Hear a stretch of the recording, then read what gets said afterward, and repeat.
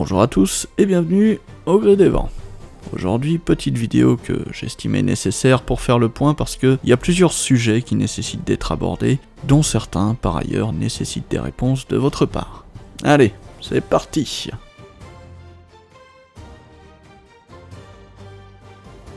Comme certains d'entre vous l'ont peut-être vu dans l'annonce que j'ai faite dans la section post de la chaîne, j'ai ouvert une chaîne Twitch. Mais alors, pourquoi? Eh bien la raison est simple. Je pourrais en effet très bien faire des vidéos en direct sur YouTube, sauf que le problème est que YouTube l'enregistre à la fin comme une vidéo de la chaîne. Le problème des rediffusions de direct, c'est que très souvent, ça dépasse 1 heure de vidéo et en plus, ce n'est pas monté. Donc ça, aux côtés de vidéos montées proprement avec une belle miniature, ça fait un peu désordre. C'est pour cela que j'ai créé cette chaîne Twitch, sur laquelle il y aura des directs, je pense principalement à en faire sur des jeux de voile, mais aussi parfois, si cela vous tente bien sûr, pourquoi pas faire de simples vidéos en direct où je réponds à vos questions et où on peut échanger sur divers sujets constructifs. Donc voilà, en clair, la chaîne Twitch est là pour ne pas encombrer la chaîne principale avec des rediffs de direct non montés.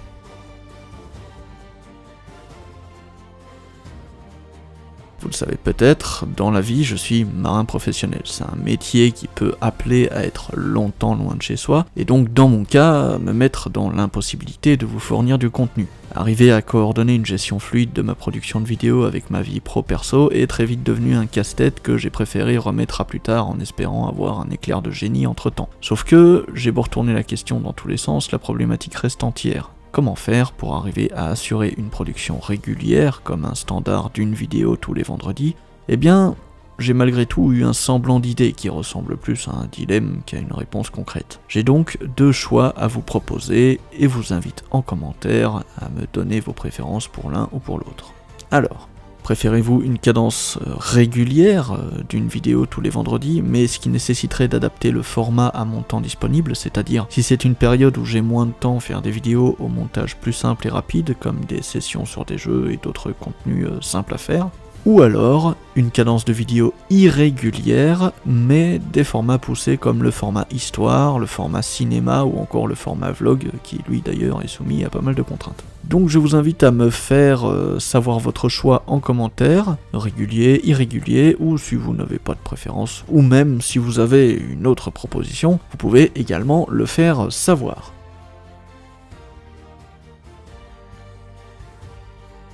Récemment, sur mes derniers contenus, j'ai remarqué une montée brutale et régulière du nombre de vues. Là où je plafonnais habituellement à 200 ou 300 vues, au grand max 500, j'ai remarqué que désormais chaque short grimpait directement à plus de 1000 vues en moins d'une semaine. J'ai ensuite compris que YouTube a instauré un système de blocage par palier pour les shorts. De base, on est limité à un certain nombre de vues, et si jamais l'algorithme détecte que votre contenu est particulièrement apprécié, donc qu'il génère beaucoup de durée de visionnage et ou de mentions j'aime, au bout d'un moment, il va débloquer un nouveau palier et vous ouvrir la porte à un plus large public. J'ai donc décidé de m'en servir à bon escient pour faire la promotion des dernières vidéos. Mais, afin de ne pas vous embêter avec 2 notifications l'une après l'autre, les shorts sont programmés pour sortir à la même seconde que la vidéo dont ils font la promotion.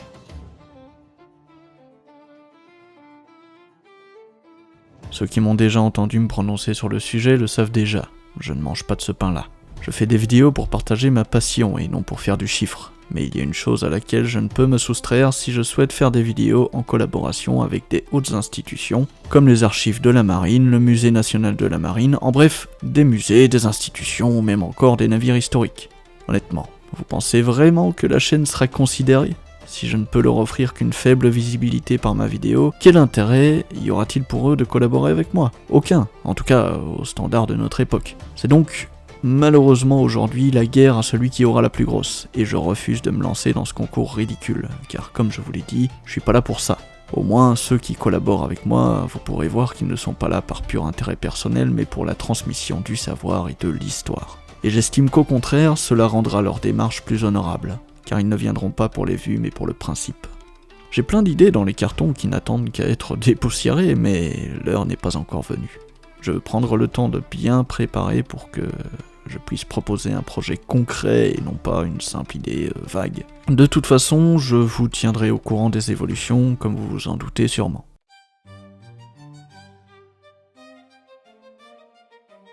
J'ai d'abord vu il y a quelque temps un nouvel onglet apparaître sur mon écran de gestion. Je n'y ai en premier lieu pas porté grande attention, mais comme vous le savez sûrement, l'être humain est un animal curieux et a toujours besoin de savoir ce qui se cache derrière le coin du mur. J'ai donc fini par poser ma truffe dessus.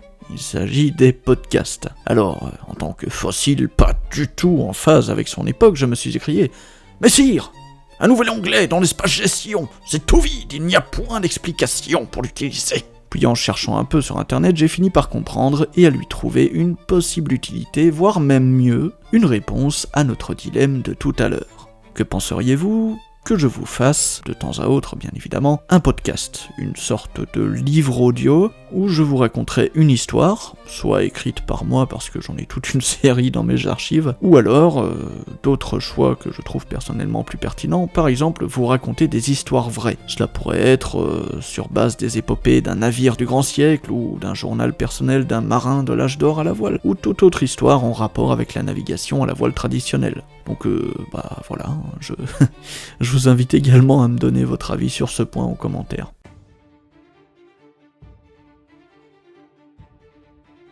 Et pour le dernier chapitre avant la conclusion, on va finir sur une note d'espoir. Bien que Au gré des vents soit une chaîne purement apolitique, elle n'en est pas pour autant neutre sur les sujets importants. Si vous êtes abonné de longue date, il ne vous aura sûrement pas échappé que, malgré l'explosion de l'IA sur YouTube, la chaîne n'a pas choisi le chemin de la facilité au détriment de la qualité. Je préfère encore être traité de boomer plutôt que de, passez-moi l'expression, servir de la merde générique à ma communauté avec des vidéos IA sans âme ou comme on en voit à l'appel ces derniers temps.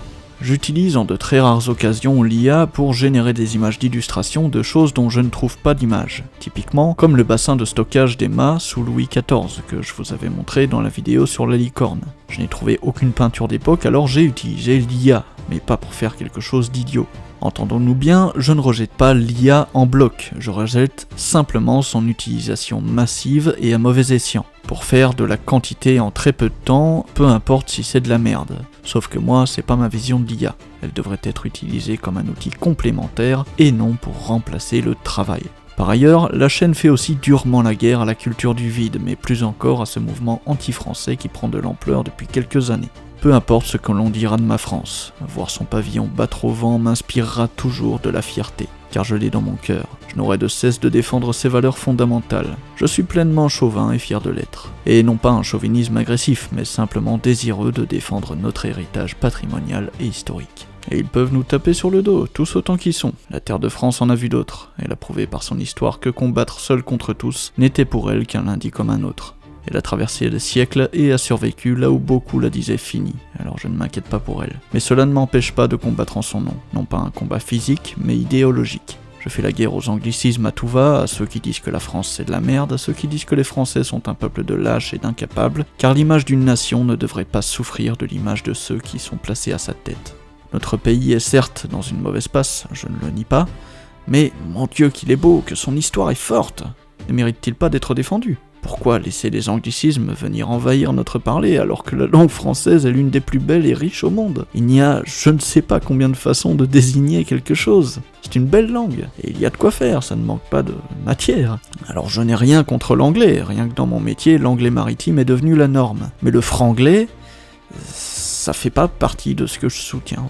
Chaque langue est propre à elle-même, elle a une identité, une histoire, une valeur. Mélanger le français et l'anglais, c'est comme faire une pizza 4 chaussures. Ça fonctionne, mais c'est pas pour autant que c'est une bonne idée.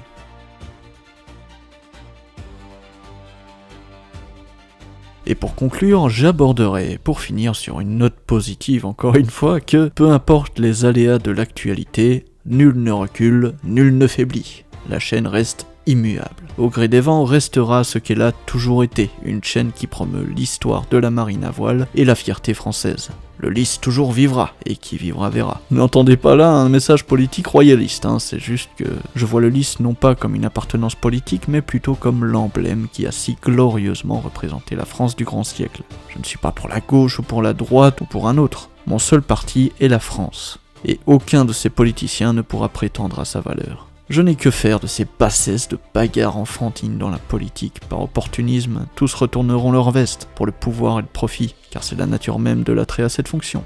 Mais la France, elle, restera la France. Et je veux que ma chaîne soit à son image, incorruptible et immuable.